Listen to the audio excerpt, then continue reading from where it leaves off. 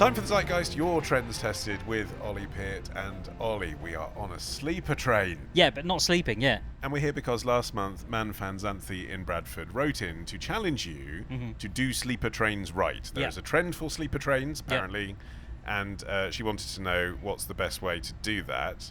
I was speculating last month that this might be your opportunity, Ollie, to get me some tickets to go to Rome or Florence or even at a push, I don't know, Warsaw. Where are we going? We're going to Penzance. We're going to Penzance. Yes. It is 11:30 at night, and we're sitting on a train at Paddington Station. We haven't left yet. Mm-hmm. What chain of events brought you to that conclusion? And I don't mean that with any disrespect to the people of Cornwall. I know it's a very beautiful place. I'm excited to go. As you've hinted at, the trend for sleeper trains is growing across Europe, right? So there are a lot more new routes that are being put on. Yeah, there's Caviar on board. Belmond are doing it. We're sitting on Great Western. Yes, exactly. Yeah, what happened? But there's only 2 sleeper trains in the UK, so this is a very, very unique experience. Yes. Right? So you're on top of the trend in this country. There's the Caledonian Express. Before we catch up, right, yes. Which goes up to Fort William, and there's this one, the Night Riviera, which goes between London Paddington and Penzance. Is that really what it's called? The Night Riviera? The Night Riviera. Isn't that sweet? It is nice. But I think the big thing that's kind of getting people excited is the rise of different services across Europe. So there's been more routes opening up across the continent. Do they connect up with this though? No, you have to get on the Eurostar and then change. Like the 2 biggest operators that are doing these sleeper services, one of them's called European Sleeper.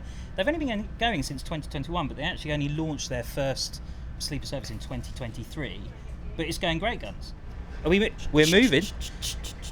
So this is the speed we're going to go the whole way. This is what it takes hours. So this route, Night Riviera, so it's about 305 miles, okay, and it's going to take us roughly 8 hours to get there. So can you do the math on that? How fast we're going average? No, it's midnight. I wasn't even listening. Big number, I don't know. Not very fast at all, Ollie. Right, okay. So it goes deliberately slowly so you can sleep. But also, it stops at lots of stops as well, I'm curious to know whether, when we go to the bedroom, which we will shortly, after taking advantage of the bar, if I'm going to be wearing clothes, if I'm actually going to be able to sleep, because some people find the rocking motion just, like babies in cars, sends them off. I have actually been on a sleeper train before in Vietnam. I went from the south all the way to the north, so from Saigon all the way up to Ho Chi Minh. It was 38 hours. That was an incredibly painful experience. It was horrible. We had flat beds, and before I got on that train I thought, do you know what, I've slept on a train on a seat before, down to Exeter or whatever. I've definitely done that. This will be fine. I get to lie down, that kind of thing. It was really, really hot. It was really, really uncomfortable. It's definitely the worst thing that's ever happened to anyone in Vietnam. And they blast out communist tunes. Do they really? Yeah. And the speakers at various times in the morning. Yes, obviously not the worst thing to happen in Vietnam. You've had a really hard life. Of course, yes. Yeah. We should actually as well just address the connecting thread between every trend we've ever discussed on this show. Are they coming back because of Instagram? Because even though it's cramped on here, you can get a better shot, can't you, than you can on a plane? You have to be sitting in first class to get a good shot on a plane. But here you can look like you're having a nicer time. It's really interesting that you say that, because one of the things that keeps coming up time and time and again looking into this is a very specific photograph of people on these trains where they have their feet up on the bed by the window. The window has the view. Yes. That is the image. I'm travelling through the world. I'm lying down. Well, we were asked earlier, do we want our breakfast on a tray or in a bag? And there was a part of me that thought, it's going to look better on a tray. Yeah. Now it's ridiculous. I'm eating it. I don't care what it looks like. I don't want to be given food in a bag. No. Shall we decamp to our bedroom? Yeah, should we have a wine first?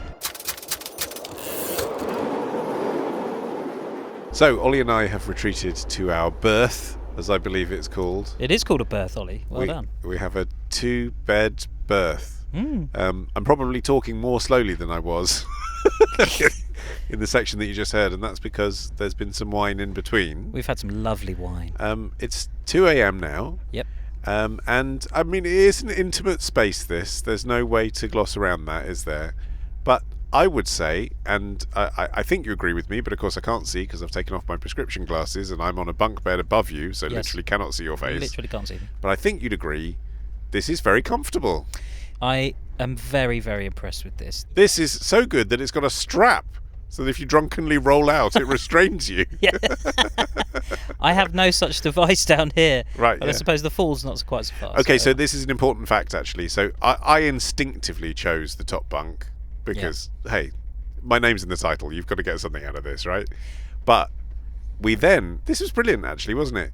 Man fan Darren, who we don't know, heard our voices in the bar talking loudly and said, "Oh, are you Ollie Man and Ollie Peart from The Modern Man?" That's right. And he said that his hack, because he used to live in St Albans and now he lives in Cornwall, he said his hack for this sleeper train is to always bagsy the top bunk even if you're alone in the carriage. Yes, because what happens is if you book one of these cabins on your own, they will set up the bottom bunk. Yeah, of course. And then the top bunk will be flipped away. Yeah. But you can ask the guard when they come round, and it's slightly bigger. And he was a tall guy. He was. Like, actually, the lower bunk for me is kind of fine down here. It's all panned out nicely, but that's still a good tip, isn't it? Yeah. And you'd always want the wider mattress if you could. Oh yeah, for sure. Yeah. Yeah.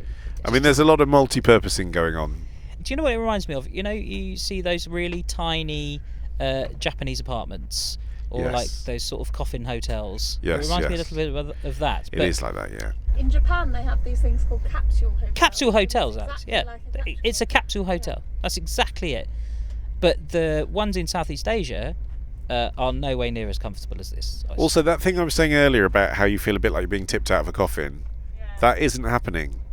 We've talked about sort of like saving money on accommodation, right? This is a relatively comfortable accommodation. I appreciate it's not the same as a hotel. If I want to have a dump in the middle of the night, not that I do that all Please go to a separate room. yes, but I've got to go out into the corridor. I've got to walk down. And it's worth saying that is a narrow corridor. Like, it's very narrow. It's basically not appropriate for fat people. We're in a place where you need to be lithe. Yes, absolutely. Yeah. But tickets for this, you can, if you book enough in advance and you shop around, you can pick up a ticket to Penzance from London for £49.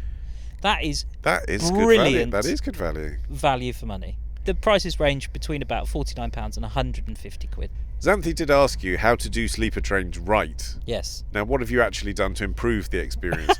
I've done my bit by giving you some earplugs because I do snore, and I'm hoping that will help protect against the appalling noise that is bound to emanate from me. Yes. Yeah. Do you know what? And you have done what is possibly the most recommended thing to do if you're on a sleeper train, which is to get earplugs. That is the most... Yes, Darren said that too. Absolutely. Yeah. I have actually got if you remember, my loop in-ears. Yes, Do you remember those? Yeah, the French trend. I've got those. Yeah. So, but you've kindly given me some other ones which I can use as well. You won't hear anything. Well, yeah, they completely block out the noise.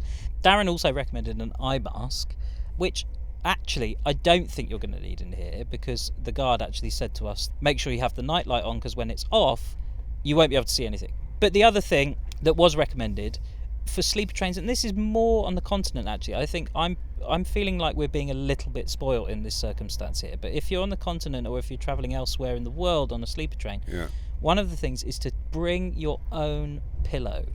Yes, this is a great pillow here. This is very comfortable. It's a good combination of like luxury and firmness, I feel. This is better than a lot of hotels I've been to. Yeah, I agree. It's actually much more comfortable. It's a decent pillow. And pyjamas is also a top tip. However, I'm fine in just my pants. Well, you say that, everyone might see your top tip.